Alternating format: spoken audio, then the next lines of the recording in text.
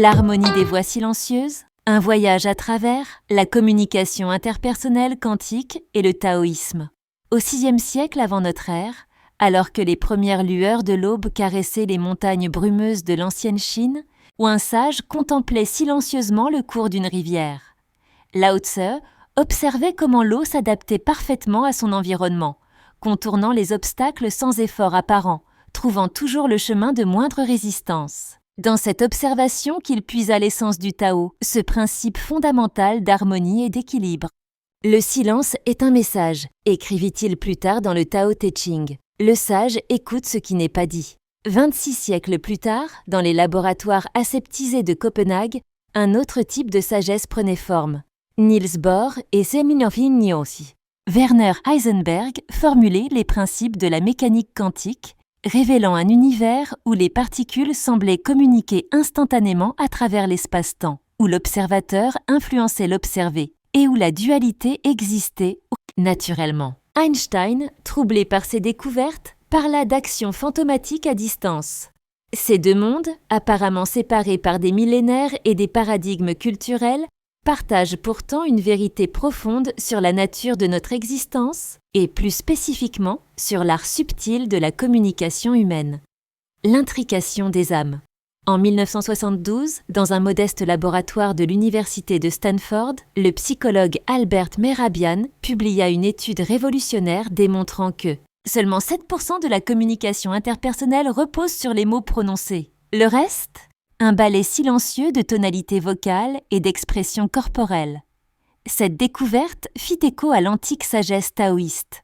Le non-dit révèle souvent plus que les paroles. À la même époque, le physicien John Bell confirmait mathématiquement que deux particules quantiques intriquées restent connectées indépendamment de la distance qui les sépare. Lorsque l'état de l'une change, l'autre réagit instantanément. N'est-ce pas ce qui se produit lors d'une conversation profonde ?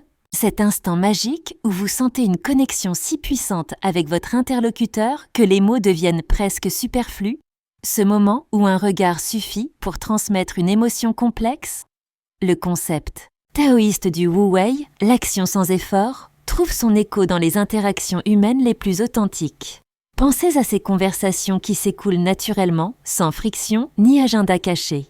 Comme l'eau qui s'adapte parfaitement à son contenant, la communication harmonieuse épouse la forme unique de chaque relation. En 1997, dans un café parisien, le neurophysiologiste Francisco Varela, influencé par le bouddhisme et la phénoménologie, théorisait ce qu'il appelait l'énaction, l'idée que la cognition émerge des interactions dynamiques entre un organisme et son environnement. Nos conversations ne sont pas de simples échanges d'informations, mais des danses cognitives qui transforment les participants, le paradoxe de l'observateur. L'acte même d'observer change ce qui est observé, affirment les principes quantiques. Dans toute conversation, nous ne sommes jamais de simples récepteurs passifs. Notre attention, nos questions, notre présence, tout cela modifie imperceptiblement. Mais inévitablement, le message reçu est émis. En 1987, la psychologue Carol Gilligan documentait comment les femmes développaient souvent un style de communication différent, axé sur la connexion plutôt que sur la hiérarchie. Cette éthique de la sollicitude résonnait profondément avec l'harmonie taoïste du yin et du yang, des forces complémentaires plutôt qu'opposées.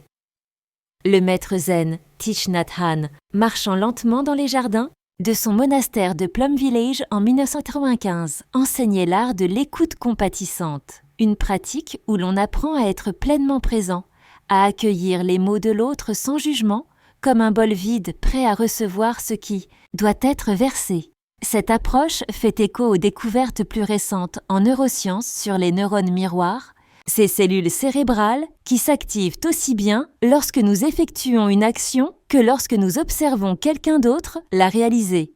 Notre capacité à ressentir ce que l'autre ressent n'est pas mystique. Elle est inscrite dans notre biologie. Dans un monde saturé de notifications, d'emails et de réunions virtuelles, peut-être que la communication la plus efficace n'est pas celle qui produit le plus de bruit, mais celle qui crée le plus de résonance. Comme ces particules quantiques qui dansent en parfaite harmonie à travers l'espace-temps, nous avons la capacité de transcender les limites apparentes de nos interactions. Le philosophe Martin Buber parlait de relations « je-tu » par opposition aux relations « je-cela », la différence entre traiter l'autre comme un sujet vivant avec lequel on entre en relation authentique ou comme un objet à manipuler. La véritable communication interpersonnelle n'est pas un outil à maîtriser, mais un espace sacré à honorer, comme l'eau du Tao qui trouve toujours son chemin, comme les particules quantiques qui restent mystérieusement connectées. Notre capacité à communiquer authentiquement transcende les techniques et les stratégies. Elle nous invite à reconnaître l'interconnexion profonde qui nous unit tous, cette trame invisible qui fait de chaque conversation une possibilité de transformation mutuelle. Et peut-être est-ce là la plus grande leçon? La communication la plus puissante n'est pas celle qui cherche à convaincre, mais celle qui cherche à comprendre.